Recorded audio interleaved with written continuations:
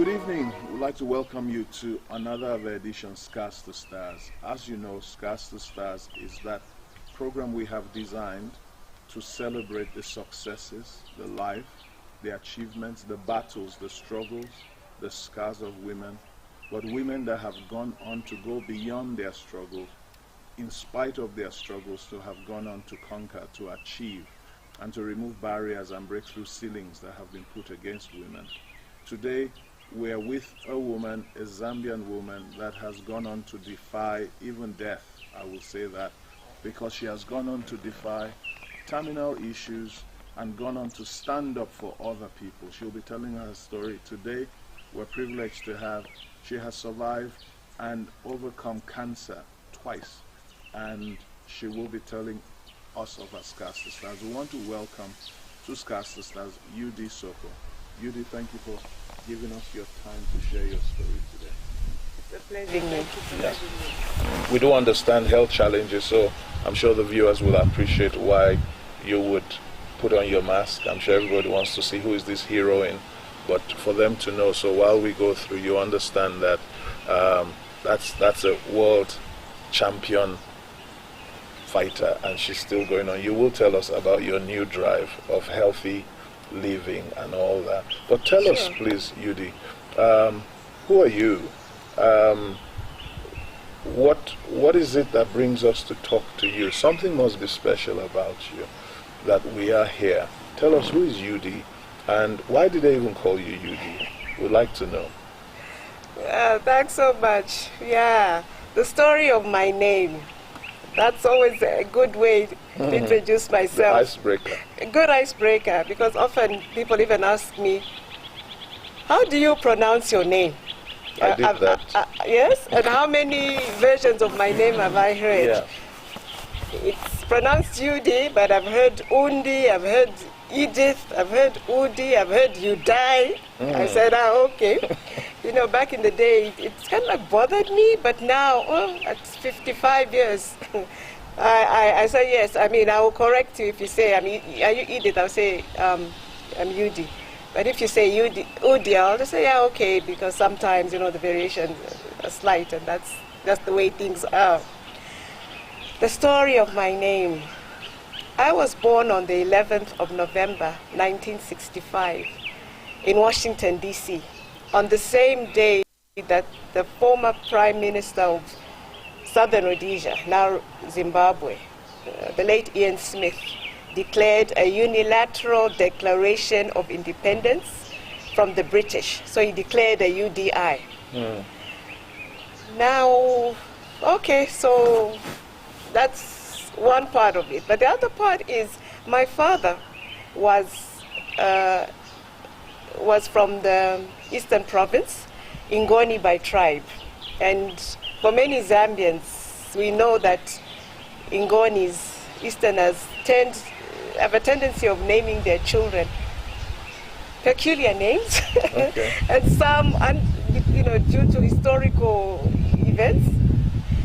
So when you add the fact that my father was from Eastern Province, and there was a historical event that happened on the day I was born, you put that together and you get at least the initials UDI.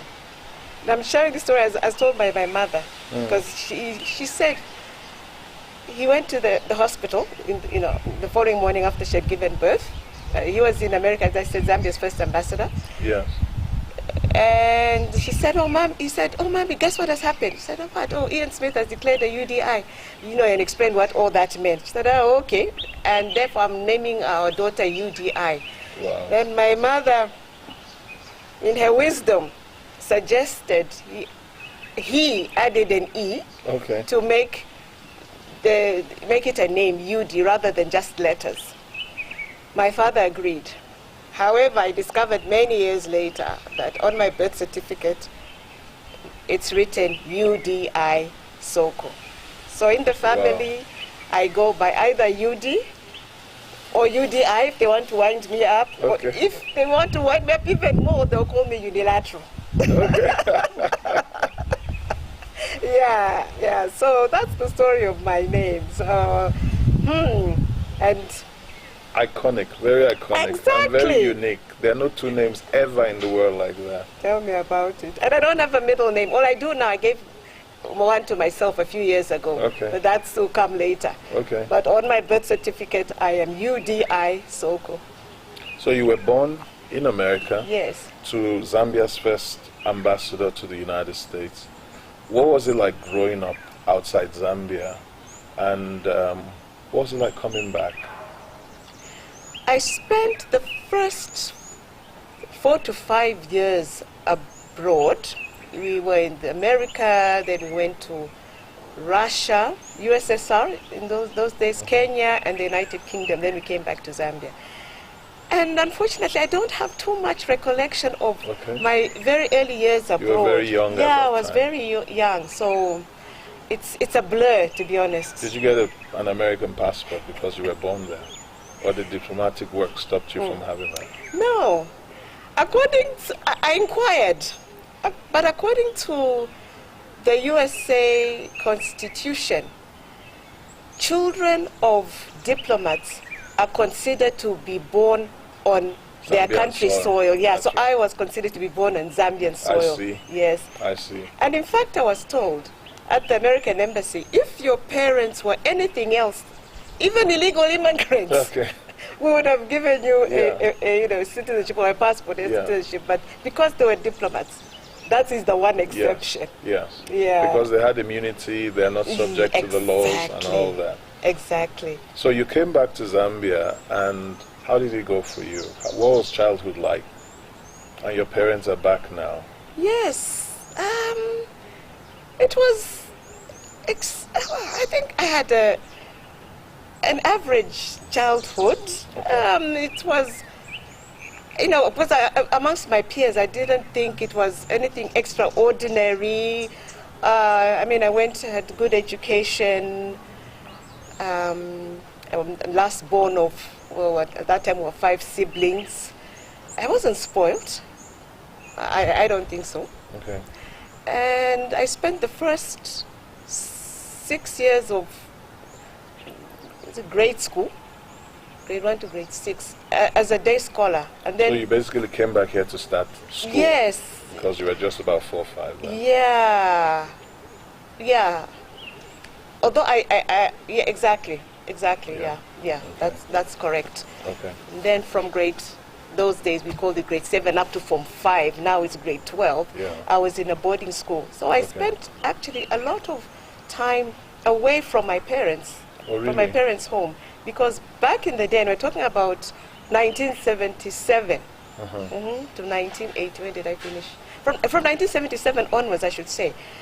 I was a boarder, and at that time, when you go to school in January, it's January, February, March, 3 straight months you're at boarding school. Then you come back home for a month, April, then May you're back at school, and we didn't have cell phones and all that. You used to So only communicate. 3 months at home in a year? Exactly. Well, I think 4. Okay, 4 Yeah, months. 4, yes. That's it. Okay. Yeah. And since grade 7, and I think I was 12, 13, that's it. I always say I left my parents' home thereafter. Then I went to Okay. university, worked, and that was it. Did your father, being a diplomat, influence and inform you going into diplomatic service? I don't think so consciously, but I like to believe it was Synchronicity. Exactly. Okay. I think so, because when I put the pieces together, there is no way it was humanly possible the way things fell into place. Yes. Especially that you're not consciously doing that. Yes. It was God's hand. Okay. And it's interesting that my last posting was in the United Kingdom, and my father was also Zambia's High Commissioner to the United Kingdom. Wow. And when you go to the mission, the Zambian mission in the UK, there's a wall where they have put pictures of all the high commissioners, and I saw my father's portrait. I even borrowed that portrait, and I took some pictures, holding it together with Okay. my niece and my mom. Yeah. Oh, brilliant. Yeah, So what was it like for you walking in those steps? As in, he walked there and you walked in his Yeah. steps serving. Are you the only other diplomat in the family? Yes. Okay.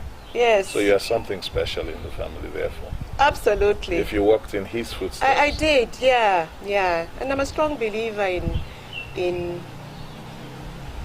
the power of the spirit. Okay. And the spirit from God, yeah, but also the vibe or the spirit the human spirit. So I believe my father's spirit, his own right, also walked with me along this journey. Yeah. Okay. And he was very happy that I became a diplomat. I'm sure he must have been. Yeah. What was it like growing up as a woman in the 70s, 60s, 70s, going to school, 70s, 80s? What was it like for you as a woman? And what informed the things you went to study? How do I answer that question? Perhaps I'll say what I always wanted to study. Maybe I can answer it that way. Mm-hmm. I wanted to do two things. First, I wanted to be a physiotherapist. Okay. I'm not sure why, but I had that desire. Okay. But that fell through the cracks along the way. Then later I decided I wanted to be a psychologist. Mm-hmm. And I was really very keen, up to Form 5 or grade 12 now. And I remember sharing this desire with my late sister, who was a nurse. And for some reason, she said to me, I don't think that would be the most, I don't know if I can say lucrative career to pursue, because I don't know, maybe she had not had a good experience with psychologists, or there weren't that many then. Even now, it's not a profession that is really appreciated. Yeah. Yes. So I think she was concerned about that. So she discouraged me. So when I went to university, I said, okay, so it's not going to be psychology as my major. So I decided to major in public administration, but I minored in psychology. I still wanted to have that tie with being a psychologist. Okay. Yeah, so...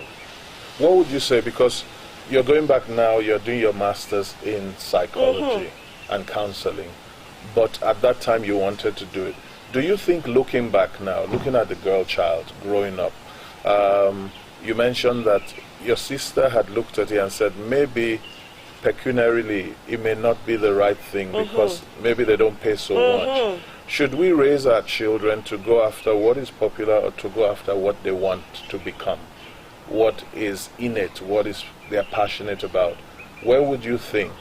I'm just tapping into that, because a lot of us today, we choose something, a career or something, and down the road you find that you're not happy. So most people, it's not what they read in school they're doing. They left that away, and they're finding fulfillment and joy and pleasure. So somebody watching today, what would you say to that? Should they look at what is paying, or should they be bold enough to stand up for what they believe they want to do? I think I'll answer that 3 ways. First of all, when I finished university, I completed university, and I started working. My first job was with the Ministry of Foreign Affairs. And when I was hired, the hiring officer said to me, we are taking you on because of your public administration, not your psychology, because we don't need that psychology. But a human being has got a psyche, so that's not quite correct, but I understood what where he was coming from. But psychology is in every environment, you know. In everything. In everything, literally in everything. Yes. You don't have to be a psychologist, but there's psychology at play. That's right. The different aspects. Right. That's right. So her decision, or her advice rather, for me to pursue, not to pursue psychology, at least as a major, actually was the right one. Yeah, because had I not been working for Ministry of Foreign Affairs, I wouldn't have been sent abroad, I wouldn't have gone for treatment and so on, as that will come later. Or maybe another way would have emerged, you know how it is. Yeah. Okay, so I'll say, so that's the one thing. The second thing is, it's great to pursue what it is that your heart desires ultimately. I think where the challenge lies is getting paid for what it is that you love to do. There are many artists, yeah, whether I'm a singer or I draw or I'm a good dancer. I know some of these creative careers, but to get, paid reasonably for what it is that you do is the challenge. So I think that is where the big issue lies. So I may be the greatest painter out there. Now, because of the environment that I'm in and what I'm seeing, immediately, I'm saying, you know what, let me pursue a career in accounting. Yeah. And then I can maybe paint as a side hustle. So I think there's that balance which one needs to find, to find and say, I have this desire, this is what I want to do, I want to pursue it and save the world almost. But how do I sustain myself? How do I get paid? And that, therein lies the challenge. So therefore it is good to have good counselors, people that would help you make the right decisions. Exactly. And not necessarily kill because you're going back to do it and you're doing it now. But it was good to have that counsel then. Yes. And that paid off because they say we're hiring you because of. So people should listen to counsel even though they want to do what they want to do. Yes. And it's a life journey, so you'll get about doing it, but still listen to good counsel to make decisions, life decisions. Okay. And you got on back, you finished university, you came into diplomatic services, foreign affairs, and what was the journey? Did you see yourself becoming an ambassador? I did. Okay. Why do I say so? When I was hired, once you get into a system, an organization, even a church, you are privy to know what is going on. Yeah? You have the inside information. Okay. And there they explained about the career path that at least they were pursuing at that time. You join the Ministry of Health, you're there, not Ministry of Health, Ministry of Foreign Affairs for a year or two, then you are trained in diplomacy. They even had arrangements with, I think it was the University of Kenyatta University, or, it was very well structured. And then you come back, and thereafter you'll be sent abroad. There was a very clear roadmap, career path. And there were a lot of examples of colleagues who had pursued that and were pursuing that. So you could see yourself one day, I'm going to reach the pinnacle of diplomacy by being an ambassador here or there, because there were people that we were looking up to who were walking that path. So you had role models. Exactly. Were there female role models, lots of female role models at that time? No, they weren't. Most of them were men. Most of them were men? Yes. So was it a lonely walk for you going into foreign affairs and as a woman seeking, if you don't mind, the program is really to inspire women and to show what women have achieved. So that's why we're digging into it. Right. So to identify what was it like for a woman, because the woman has to work twice as hard. The woman has to do so much more to be recognized. The woman has to explain herself. The men don't do that. Yes. So what was your journey like? Yes, it's interesting. Yeah, you're putting it like that. I remember when we'd have meetings, and not necessarily that in the meeting I'm the most junior officer. I may be at par with my male colleagues, but it'd be, you take the minutes. Okay. Yeah, I would be, given the secretarial role. And I remember one day I said, but when did we vote that who will do what? And, they looked at me, I'm taken aback. Or you attend meetings and then the men folk will say, gentlemen. Okay. Blah, blah, blah. No recognition of the woman there. Then I say, excuse me, through the chair. I'm here and I'm not a man. I know you are covered. Okay. So, but what does that mean? And it was so rife during my time. It would be gentlemen. We're all gentlemen here. And I'm thinking, there's something wrong. And even if I interjected, nobody would care. And so at some point I just, shrug my shoulder and say, okay, it is what it is, and move on. Not let it get under my skin, because it wasn't helping. And I always vowed that one day I would say, ladies, just to get back to them. That. Yeah, but I never had the courage to do that. And at that time there was an unspoken wasn't a rule, but an unspoken expectation, let me put it that way, that female officers in the diplomatic service would be single. But yeah, because when you go to a mission abroad, at least at that time, all the secretaries, the ambassadors, high commissioners, secretaries were female. Okay. And most, if not all, at least the majority were single. So when I say an officer, I don't mean as the ambassador or high commissioner secretary, but apart from that, other female officers, let me put it that way, I think most of us were single. And it was that, we never actually said it openly, but you all look, it's Miss this, Miss that, Miss this, or maybe a doctor or someone, but it was Miss. And you felt that, is it marriage or is it diplomatic service? Now, I think also maybe one of the reasons that may have been is because the reluctance by the ministry, I'm just speculating, but that's what I think. You know, you have these discussions amongst colleagues. Not wanting to disrupt the family unit. Okay, because the man is the head of the family. Okay. Now you have appointed his wife to go to country X. What does the man do? Yes. He now becomes a house husband. You see, or stays back home. No, you know, so it's a potential source of friction. Okay. So I think that's what they were trying to avoid. Okay. Exactly. Because a man would move his family, but a woman, they are looking at and saying, okay, can she make her husband move? Exactly. Okay. But that was back then. I mean, things have changed so much since. Now. Yeah. So I know it's a different ballgame now. That I know for sure. But what was it like climbing up the ladder and eventually going out to become a diplomat? With me, my progression was fast track because of my illness. Okay. You know, I like to say, as bad as cancer is, my journey with it has had a lot of quirky moments, and it has elevated me in a strange way in a lot of interesting ways I would never have thought possible, because of my cancer I was sent abroad sooner than I should have.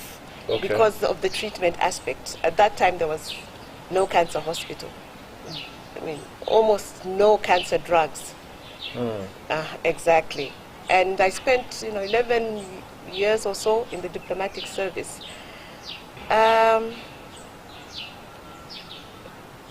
Just remind me, Pastor, what your question? We're looking at your journey in the diplomatic service and how it has been, your challenges, and you've come into the challenge, your health challenge, the illness with cancer, which we're going to go into. So you're saying to us that even that expedited your growth. It did. It fast-tracked your growth because they had to send you out to get treatment. Exactly. Which is, would I say, a very good thing, because we didn't have the facilities locally. No. And you being in diplomatic service, it afforded you that. And that even brought about you growing faster. Absolutely. Tell us about you on finding out you had cancer, because you have survived severally lymph node cancer and breast cancer. Tell us about that cancer. And you've gone on to you are the founder, and you have stood up for cancer sufferers to break the stigma, to break the shame. I wonder why we would even look at it in any way but with empathy, but we're looking at shame. So probably you tell us about it. Tell us about finding out you had cancer. What was that like?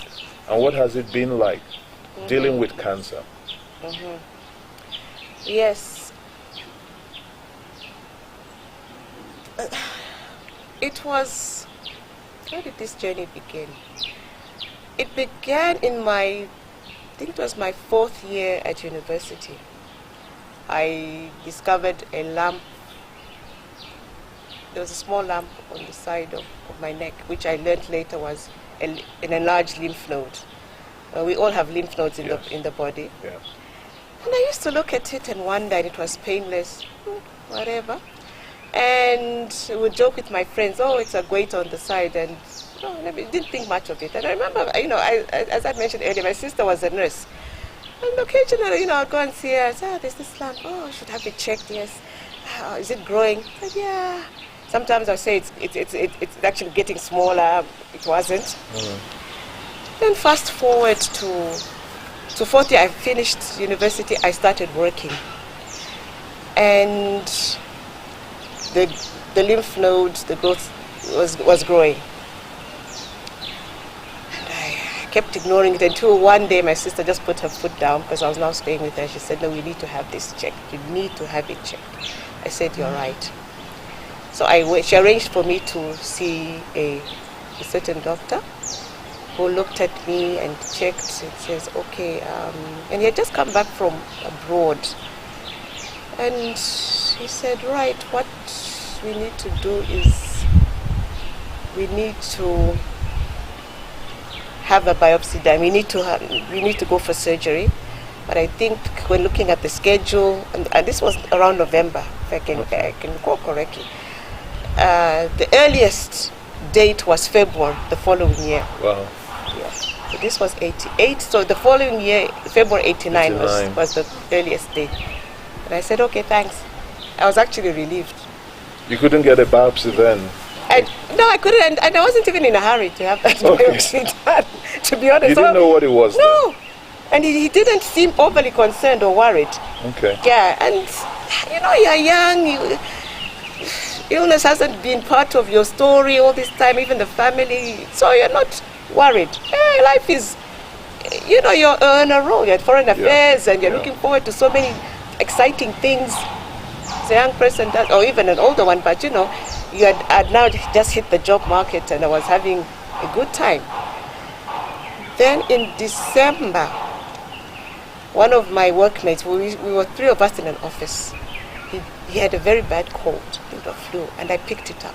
And I think it hit my lymph nodes, and then now I had lymph nodes, enlarged lymph nodes both sides of my neck, and I was in agony.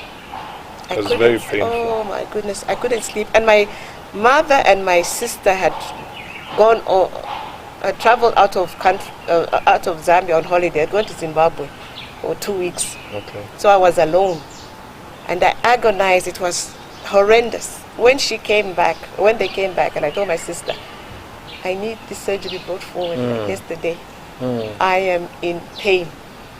So, being a nurse and being part of the system at the University Teaching Hospital, so I had a biopsy done under local anesthesia. They didn't put me to sleep. And I was told later, the next day or so, that what we have seen is typical of TB of the lymph nodes. Okay. So what we are going to do is to put you, I was admitted actually, we will put you on anti-TB drugs. I said, oh, okay. So that's what I'm thinking, right? So, and I think I was given injections. It's been like 30 years now. So I was put injections, I think, for a couple of days. But then, interestingly enough,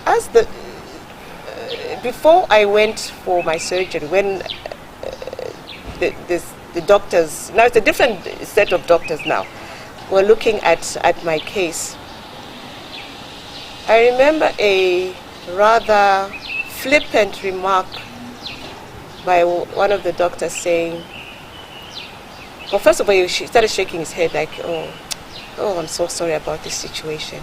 And then the other doctor said to him, what is it? AIDS. You're joking. I'm not joking. And I'm thinking, what? AIDS. And he just said, no test had been done. And I'm sitting there. And I'm thinking, okay. So then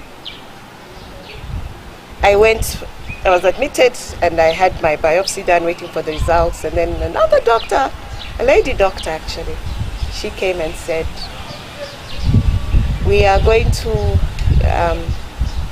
do an AIDS test. So I said, okay, that's fine, which they did. And then I think the following day or so, she came to my bedside, and she said, we've got your results, the AIDS test results. And I just kept quiet. I looked at her, it was like, yeah, it's negative. I said, okay. Then What kind of trauma were you going through with all this going on in your mind? You have no idea. And I'm 23 years old. Wow. And AIDS was at its peak at that time. And I remember the doctor who had jumped to the conclusion that I had AIDS, when he came round doing a ward round and he was with this female doctor, he was very empathetic. He flipped through my chart. Negative. Yeah? That's negative. And she said yes. He closed my file and went to the next bed. You're joking. That pained me a lot, Pastor. That's even worse. I don't know, was he disappointed that I didn't have HIV? I wasn't HIV positive or what? Because even at that time, people just knowing they were HIV positive, just the mention of it made some people even just lose their lives. That's what happened. And for a long time, I don't know if I can say I had unforgiveness in my heart, but I certainly didn't want to see him ever again. And if I was to be honest, I mean, I don't think we'll ever see each other again. And I wouldn't say I don't have unforgiveness now. I know I've moved on. But that really pained me, and it bothered me for many, many years, how he could be so insensitive. Exactly. And I think the part that, as I said, hurt me the most was it appeared that he was disappointed that his diagnosis was wrong. So his ego was bigger. That's right. Than his patient's care. So then a couple of days later, the results came out, the lab results came out, and I was told,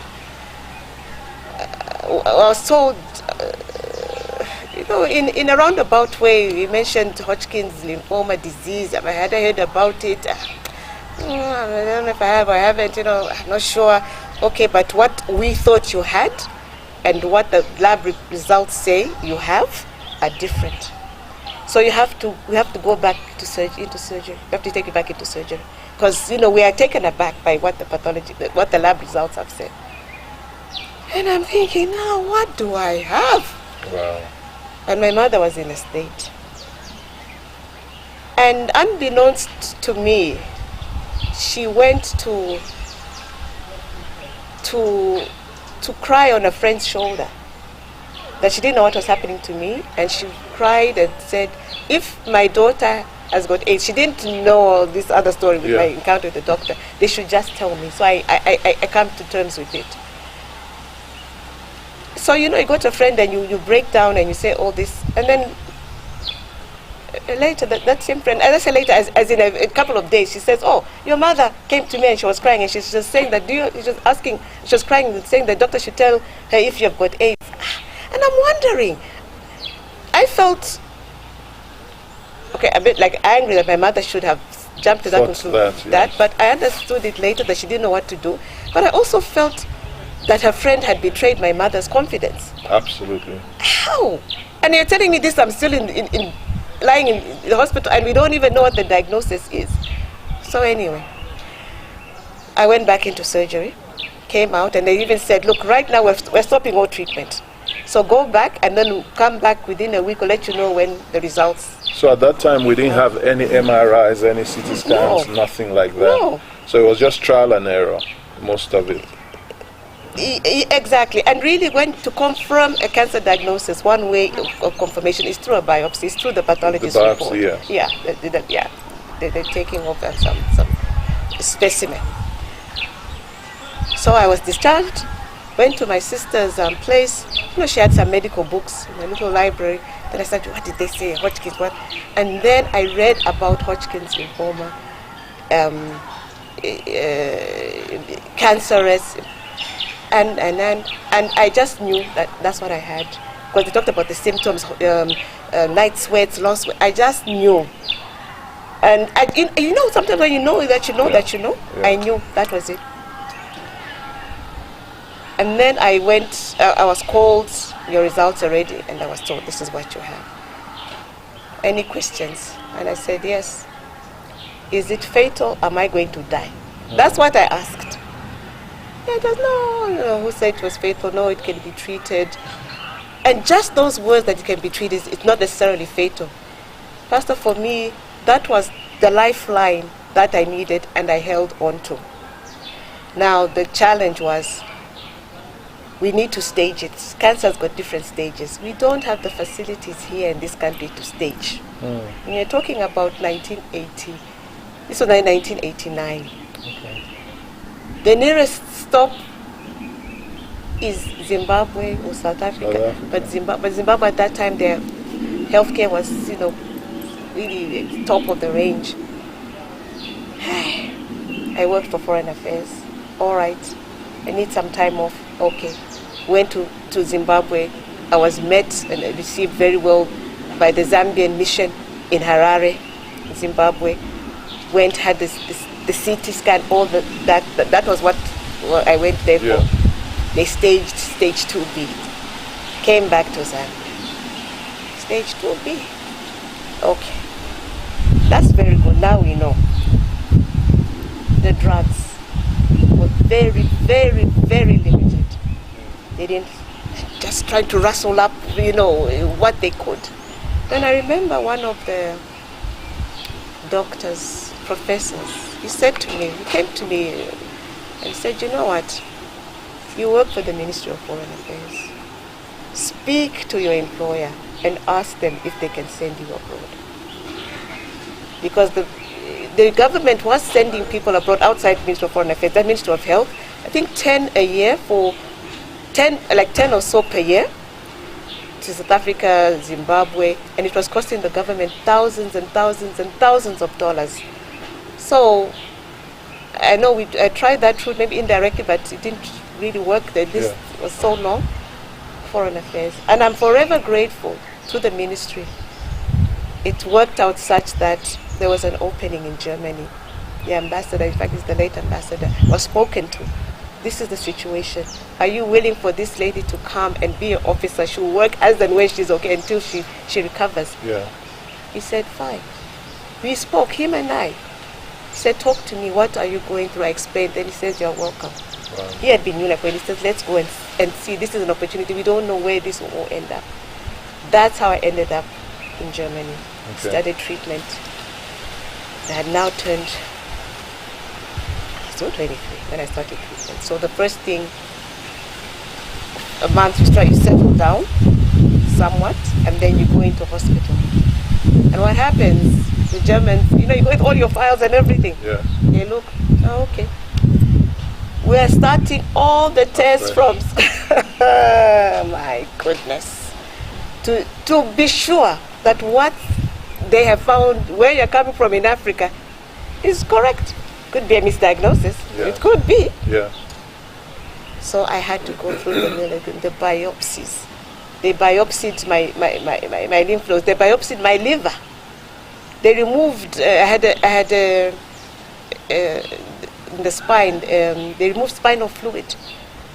It was 6 weeks of testing. Tests. And they said at the end of the day, yeah, it's exactly correct. Okay. So now we have to start treatment. And treatment number one is to remove your spleen. It's an organ in the body that helps fight infection. So hence some of these things, because trying every which way to keep the immunity up. Because what they said was that from their experience, the type of cancer that I had, Hodgkin's disease, if it reoccurs, it tends to reoccur in the spleen. And by the time it is discovered, it's late. Okay. Yeah. And I remember one of the doctors, in fact, I think I've heard 2-3 times, no cancer is good. Sometimes people say this is a good cancer, it's a better cancer. I don't subscribe to that. But I've been told 2-3 times by the medical profession to say, we know cancer is bad, it sucks. But if you are going to have cancer of the lymph nodes. It's one of the most amenable to treatment if caught early. Even if not really caught that early, but it's so sensitive to chemotherapy that the success rate of being completely cured like high. Very, very high, like over 90%. Okay. So I was in a good space and I was young and I didn't know, so I'm young, what does it mean? But the treatment can be very harsh. So all those factors put together. And within a year, it was 1989, 1990, after the chemotherapy or the treatments, radiation, all that put together, I was told, or 1 year later, that I was 100% cancer-free. And then tell us, how come we now have breast cancer?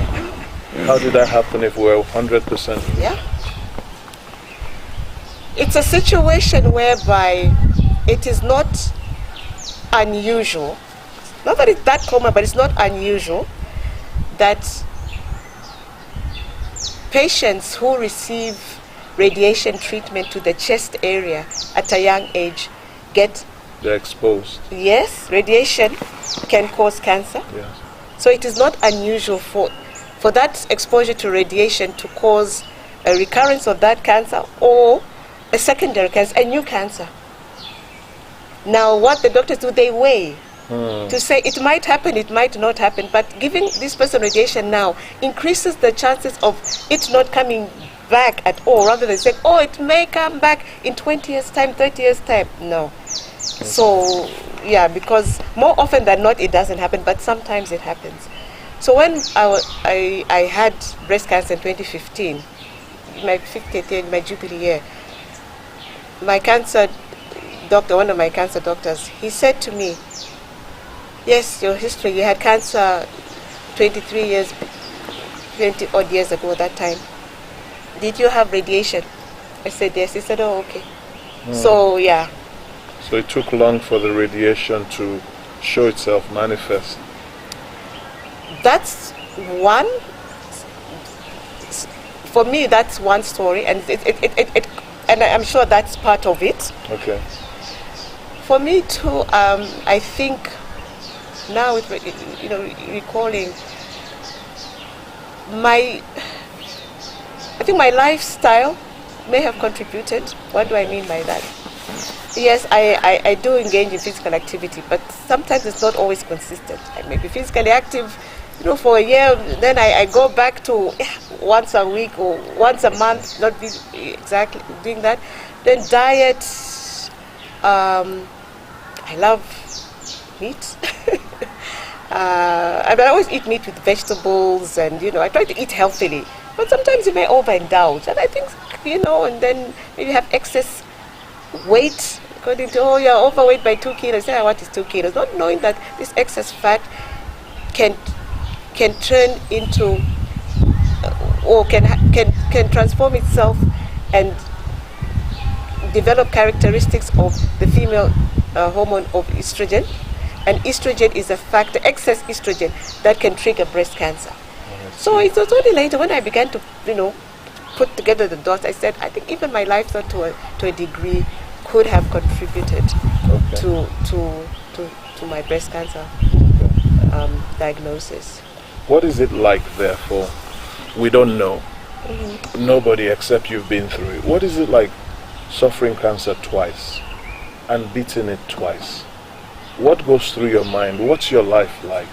What is that woman going through cancer and surviving it twice? Which led you to go on to found the Zambian Cancer Society to support other people and to fight against, or rather remove, the stigma and the shame that is often associated with it. Can you let us into that space? What's it like for you? What shame, what stigma is associated with it?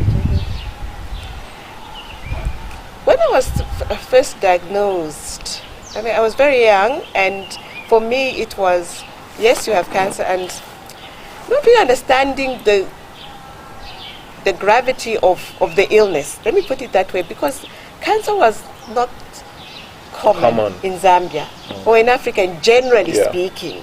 At that time. And then you're told, okay, this is how we're going to treat you. So you feel, okay, it's an illness, I'm going to be treated and I'll be okay. Which essentially is what happened. Yeah, right? I went to Germany, I was treated, and I continued with my life for many, many years. Cancer was at the back of my mind. Because I'd been there, done that. I was not on any treatment, I was done. then then the side effects, you're not really even appreciating the gravity of it, but how it might affect your body as you age. Yeah. But that's really at the back of your mind. I'm a high flyer abroad, and even where I was in Europe, yes, cancer was there, but because of the facilities, it was not considered really so much that, you're going to die, because they treat it in good time. And for example, my GP would send out a reminder every year to go for pap smear, cervical cancer screening. So they're on top of things. Yeah. So I didn't really feel anything too badly about it when I was abroad. It's when I came back to Zambia in 2000, and I just had now a moment whereby I'm saying, what's next with my life? I'm back, I'm at the ministry, and I felt just a sense of discontentment and dissatisfaction with my life. And the fact that I had cancer, that I had cancer all those years ago, just came back to haunt me. I don't know if that's the right words, but I began to recollect my whole life, because I'm back now, and where I started from, and I started from the Minister of Foreigners. I left because of cancer, and somehow cancer just kept coming into my environment. Certain friends you are close to decided,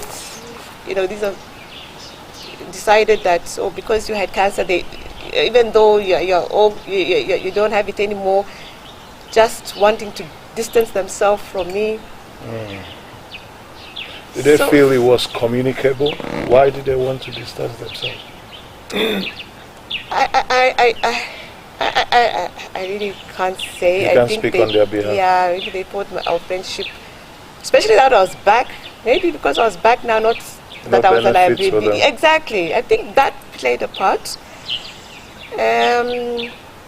So I began to feel. I've done a lot of thinking over the years. Okay. I began to develop a sense of resentment towards my cancer. Yeah.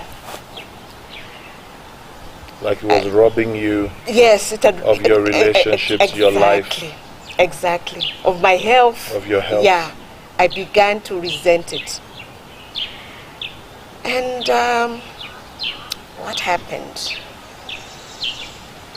I made a decision. And I made a decision that I would take revenge on cancer. I would get even. Okay. And this would come back to haunt me later. In case I forget to get back to it, please bring me back to this. So you chose to fight cancer now. Cancer, yes. I resent you now. Yeah. I'm taking action against you. But I realized later that decision was not made, I don't know if I can say in good faith, it was made from a place of pain. Anger. Exactly. Anger. Pain. Exactly. So in itself it was problem. Negative. Exactly. And could trigger cancer itself. Exactly. I spoke to a friend and I said, I'm getting even. Just taken so much away from me, it has robbed me. And then she said, why don't you set up the Zambian Cancer Society? Because I didn't even know in what form I was going to get even. In fact, I was thinking that perhaps I would go abroad, and find a job abroad, because I was coming from being abroad and cancer wasn't really in your face as such at that time in Zambia. Then she said, set up your own cancer society. Why don't you? Can I say something before you go far? Yes. How much, lots of people don't know about that, I think. How much does bitterness, offenses, anger do to, are those causes of cancer? What do they do? Because lots of women live with bitterness, with pain, with hurt, and they don't let go. Can such things cause cancer? Well, I think research says that indirectly, because... So it's psychosomatic, exactly, indirectly, yes. Because it may lead you to certain habits that might trigger cancer. Okay. You may decide, I'm going to start smoking, or I'm going to not care what I eat. I'll just eat anything, or I'm going to be inactive, or it will lead to poor sleep. And all these, can be triggers. Okay. Please go ahead. All right. So when because I've heard a lot of people right. tell us that your state of mind and anger and bitterness, I've heard some doctors say too, and all the bile will cause cancer. Exactly. I think indirectly it does. It could, rather. Okay. What happened is, she said to me, why don't you set up your own? And those words from this friend of mine, a childhood friend, I can't really explain them, but they ignited something in me. I mean, I was so, like, yes, but I was afraid. I said, am I worthy? Can I? What? Should I? They touched my soul. It's difficult to explain. That night, when I went home, that evening I prayed. And I'm not really like the most prayerful person, a prayer warrior. Oh, I've got a problem. The first person I'll call is Judy because she'll pray for me night and day. No. But I prayed and I said, God, if you want me to set up a cancer organization, give me a sign. That was my prayer, Pastor. And I left it at that. I think 2-3 days later, I'll never forget. I went to, around lunchtime, to my brother's house. We saw him come in early. Yeah. I wanted to see him over lunchtime. So when I went to his house, I saw he was taking a nap. I said, okay, let me read the paper whilst I'm waiting. So I'd already read the Post newspaper earlier, so I didn't read that. Then I went to Times of Zambia. I read through, put it away. Then I got the Daily Mail. I read. On the front page, it was written, something to the effect, cancer patients need your help. Okay. Turn to let's say page 4, page 5. Is that not that's the biggest, God is telling you the answer on the front page, headline. And it's because I'd gone to my brother's house. Otherwise I would not have seen that paper. When I saw it, you would have thought I would have quickly gone to page 4. So nobody else would have gotten that because you prayed. Yes. That came out big for you. Exactly. I read the whole of the front page, the whole of second. Eventually, I went to page 4. I was like almost, oh no, what's happening? I went to that page, it was 4 or 5, I read the story. And he talked about a certain cancer organization that was in existence at that time that had raised funds to help the children. That was their focus. And their chairperson at that time was the late Professor Chintu. And they were making a donation that bought drugs. And I resonated with Professor Chintu because before I left Zambia, all those years ago, he was the doctor. And he was the one who wrote the transfer letter or I don't know what, but he was my doctor before I left. And I said, this is the sign. I didn't tell anybody. The following day, I went to University Teaching Hospital and I said, I'm looking for Professor Chintu. I didn't know where to find him, but I knew I was going to find him. I eventually found his office. He was out of town. I left a note. And that was it, Pastor. I said, I've done my part. 2 weeks later, I get a phone call. Hi, Udi. It was, hi, sweetheart. I said, hi. How are you? Fine. This is Professor. I said, hi, Prof. I got your note. Come. When would you like to come? We talk. And we talk about this organization. That's how it started. And then I continued with this organization for 7 years. And for me, along the way, I've learned that some of these numbers are very significant. 7 years I was with them. And I remember when I joined them, I said to God, because I kept occasionally I would hear a voice, set up your own. Okay. And I said, look here. And I'm literally having a conversation. You think, who is she talking to?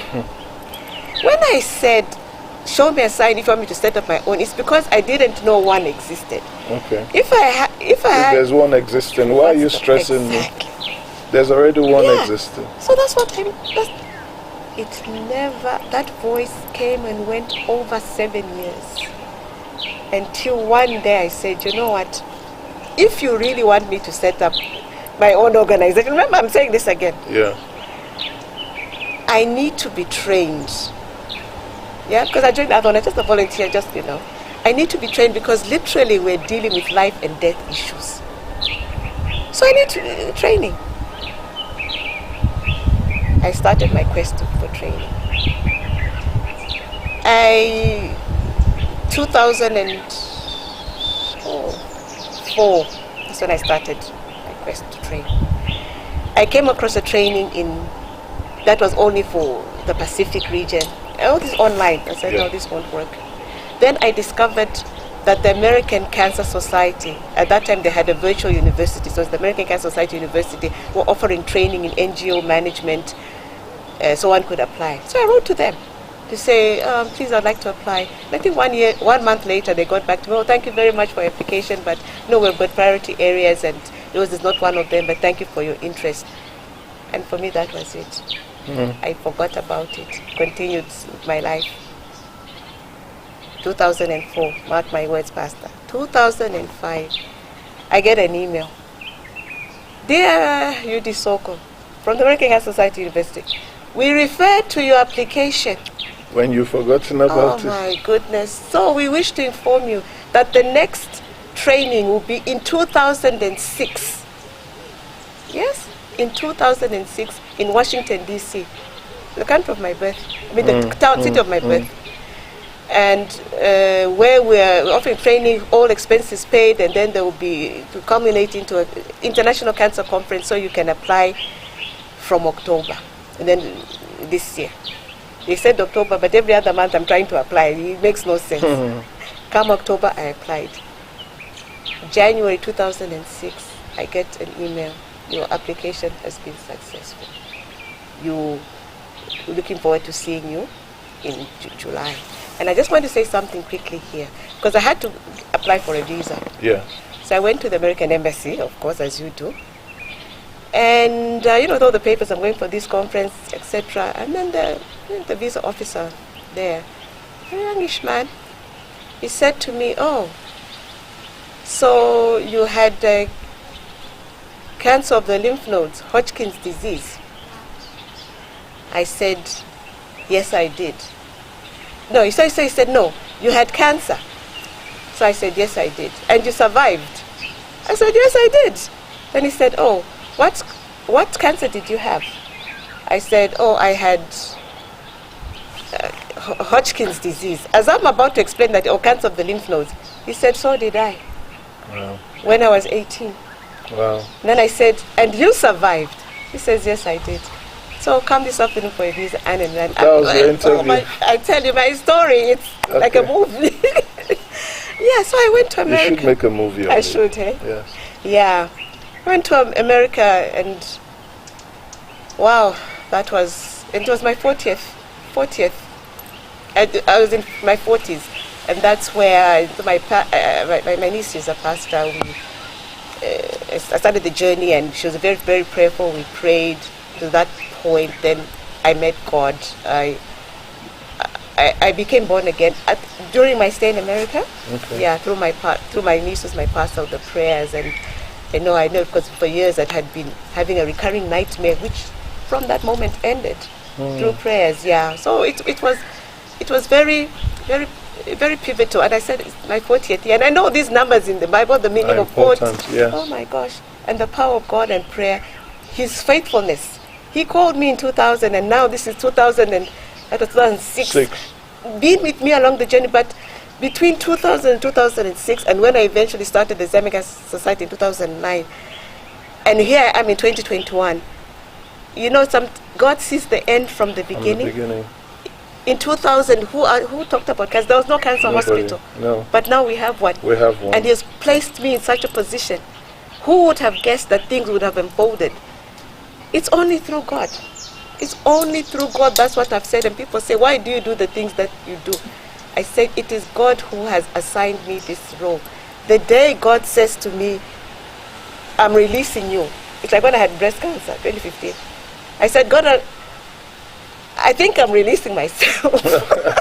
But because I was so afraid, I said, okay, no, I'll wait to hear from you, because you told me this very categorically.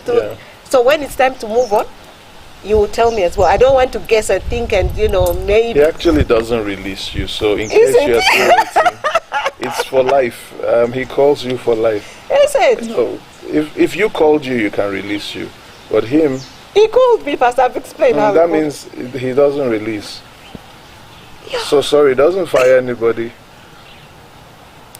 So tell us about Cancer Society. Now you have formed Cancer Society in 2009. Yeah. Now you are getting cancer in 2015. How is this working in your mind? Peers, many of them were turning 50 as well. You know, I was born in November. Others January, February. So all the excitement and the hype, you know, is a part of it. Then I'm diagnosed in South Africa with early stage breast cancer. I just said, I wasn't amused. I wasn't happy. I was mad with God, by the way. Nobody else. And I said, I felt He had betrayed me. And you know, when I hear people like, you're strong, you're what, I always say that, first of all, I'm a human being. Please, right. I bleed if you cut me. I've got feelings, emotions. Just that God who sustains me, gives me supernatural, I would say, ability maybe to withstand certain Grace things. to withstand. Exactly. Yes, I like that. Grace. Yeah, that's a good one. Grace. Otherwise, and if I didn't know in my soul that I've been called by God, and I'm not just saying because for the sake of, I think I would have packed my bags and left, because I've gone through a lot of pain. It's not easy to set up an organization and to hustle and then to say, oh, please, can you donate some money? You say, you know, they close the door, you get lost kind of thing. You say, but why do I need this house? It's not for you. Exactly. It's for people you don't even know. That's it. I said, why do I need this stress? But because I know it is from God, and He has been faithful. I've never lacked. He has been faithful. 2015, and He said early stage breast cancer. I said, now I just said, I need chemotherapy, because I just said, oh no, not that roller coaster. Yes, you will need treatment for a year. You're going to have to remove your breast so that I can have reconstruction, right? Okay. But for me, it was the chemotherapy. I just felt my life had been put on hold, and I said, now I'm back to 1989 when I was first diagnosed. Yeah. It was like yesterday. All the memories came back. Oh my gosh. I said, God, where are you? You called me for what? What do you want from me? I felt so people that are called are still human beings. First and foremost, we're human beings. They still go through all what everybody goes through. They are not superheroes. No. And I felt betrayed, and I also felt like an imposter in a way. I said, for years I've been counseling cancer patients. For years I've tried to be the voice and the face of cancer in a way, but it has hit me again, and I'm buckling at the knees. Was I able to do all that I did because my own memory of the first cancer was, you know, way back, and I was 100% okay, so, you know, it was easier to say, you know, hang in there. But now it's me. I said, am I really cut out to do this? Now you start beginning to doubt yourself, and I just so the counselor doesn't have counsel for herself. Exactly. And you know, interesting you should say that, because during this journey, this battle with the breast cancer, I met the former First Lady, Dr. Christine Kaseva, whom I met, you know, I know. We met in one of the shops, and she said, "Are you the head? You have breast cancer?" And I said, "Yeah, Mom." And we talked a bit. Then she said, "Who is looking after you?" And I found that to be so touching, because that was a question that was rarely asked. It was, you are strong. Yeah. Why you get to it? You're strong. She said, who is looking after you? Who is taking care of you? And I don't know if it's because she's a doctor or what, but you know, I think she understood that, hey, this is a patient. This one also needs to be nurtured and looked after. Yeah. And I said, oh, I've got people around me. And so then she said, yes, okay, no, that's very good. I withdrew from God, praying. I said, because it really hurt me. But occasionally, you know, this voice, God understands, you know, you're having a tantrum. Yeah. He knows where you are. Remember that it has been caught early. Remember that there's treatment. Remember, even what you're going through, the side effects are not as bad as before. Remember, you're at a good place, that, you know, the chances of surviving are very high. Rationally, it makes sense. But emotionally, psychologically, Yeah. you don't want to accept. Yeah. And I was going down. I know emotionally, mentally, I was going. Physically, I was fine. I mean, not fine, but I was recovering and all that Yeah. as well. But as we were talking about the mental, and I thought that I knew that if I didn't get to grips, even my physical healing was going to be affected. So on the 1st of December 2015, I made a decision that I needed to get back on track. Okay. And that's when I started going back to the gym and socializing more. Socializing, you lose your head. You don't want people in your space. And one thing for me is that when I was going through my treatment, breast cancer treatment I was talking about in particular, people would want, can we come and see you? Can we come and see you? Come. I didn't. I said no. Why? I said, because I'm not in a good space. Once I go to the hospital and I have my treatment, I'm down for about a week or two. Then I have to go again for my next treatment. When People don't understand the need fatigue that comes exactly. on your body when you go through that. Exactly. I said, I don't want you because I have to. I can't. I just can't deal. I was very selective about whom I brought into my inner circle to see me when I am at my lowest. And I'll give an example that reminded me of why I do what I do. There's a friend who came. She's a good friend. Who came into my inner circle, and you know what? She saw me, and because we're so close, I didn't mind how I looked. I had no hair. I was in a state, but that's where So I was. this wasn't a movie. This was real life. Because most of us watched the movie. You were living it, and your friend is seeing you like that. Yeah. Probably for the first time. Yeah, exactly. And it was unfiltered. You know what she said to me? Why are you looking like this?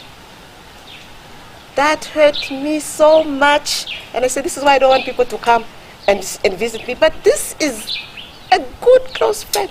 But she was so taken aback. But I said, this is me. She said, but why are you looking like this? So we don't understand to empathize what sufferers go through. Yeah. Yeah.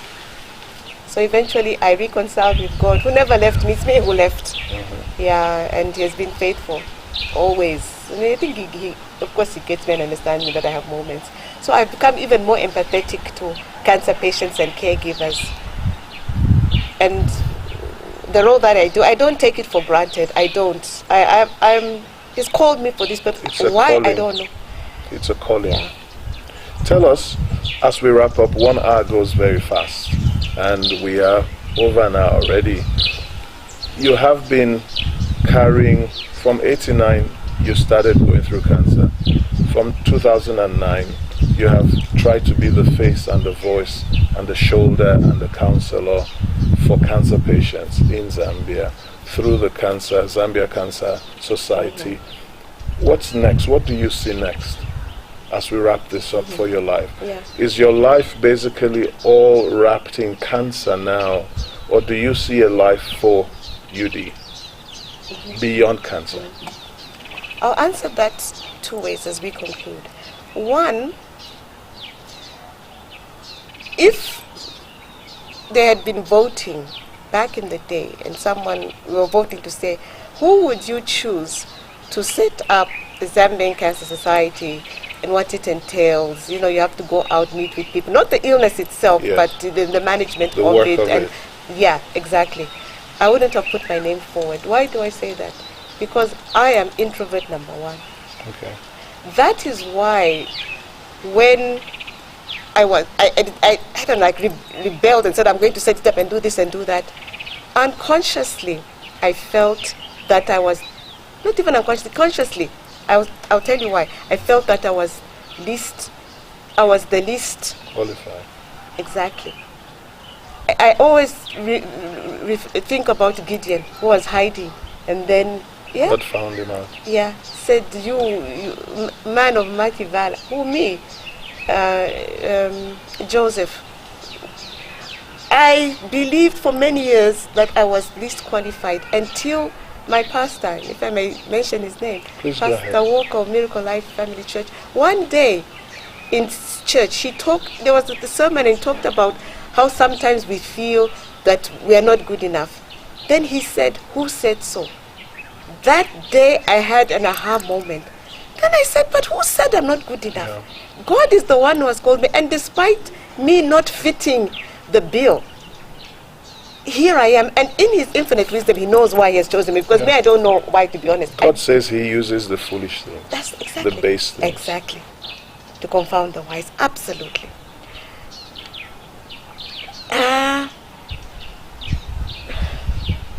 I know I go off on a tangent, Pastor. Please, as we wrap up, I said I was going to answer two things. Yeah. Yes, what was the question? The Please first bear with one, me.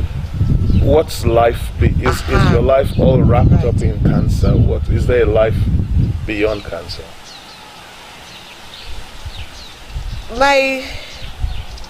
Me being called to do what I do, God knows why He did it and why I'm doing what I do up to this point. But now he called me in 2020. This is 2021. Is it? Yeah. 20 plus years. I feel I'm at a crossroads. I know my life is still going to be with cancer, but I feel it is more than that. I feel it's the bigger picture of health and wellness. Because cancer is heavy, it's the disease, it's all that negativity that, one associates with a cancer diagnosis. But for me, I would like to promote health and wellness. So you want to go into prevention? Lifestyle preventing. Yes, that is what I would like to do as on one part. And also, life prevention for some of us. Yes, we can prevent other cancers or recurrence, but we have had it, so it has happened. But then also life after cancer. Living a life where you still feel fulfilled, you still feel worthy, you still feel you can contribute. So how all these pieces are going to come together, I'm not sure yet. But I know that I'm at a crossroads to promote health and wellness in whatever space one is at. So your calling is evolving. Yes. And now you're looking at, so he called you over 20 years ago, and you came into it as a sufferer and someone that healed, and you're helping. Now you're looking at life after. Mm-hmm. So what full life do we live after? And this could be preventive as well as, if you like, call it curative, because yes, you're physically cured, but psychologically, life, spiritually, how do we live a full life? Exactly. And there's some instances, Pastor, where cancer or any disease or situation is the end result is it will pass on. You understand, we're all going to pass on, but you have got this chronic disease or this illness, what next? How best can you live what time you have left on earth? I don't have the answer, and that is why when people sometimes say, what words of encouragement, what do you have to say to other cancer patients out there? I have never been able to fully answer that properly. Why? It's because cancer has got different stages. Someone who is got early stage and someone who is terminal. It's not the same totally message. Different. Exactly. So I really don't know. So it's the whole life, the human being, how to live a life on purpose or fully. I'm not sure. I'm still having these conversations with God and with myself. So you're still evolving. I'm still evolving. And we should still expect more to come out of you. Absolutely. Yudi, I want to thank you. You have been a fighter. You were called for this. That means even when you were born and they were giving you a name and unilaterally declaring independence against cancer now and saying, cancer, I've had enough of you. And cancer is being defeated because you are saying, I can live beyond you, totally even after you. This is the worst you can do, but I can live better and do better. You have fought the fight, and now you're fighting for others and you're helping others. You got into a space that probably women were sufferers, but not a woman standing up to say, hey, I can be the face and a voice, not just for women but for everybody. And you stood up for Zambia, and you've been standing, and I'm sure your shoulders are very broad, and God has given you grace. So thank you for carrying the plight of cancer patients to remove the stigma and the shame. And thank God we're more educated now, so we can empathize more and support more, and not to misdiagnose and cause more pain. So we really thank you and celebrate you.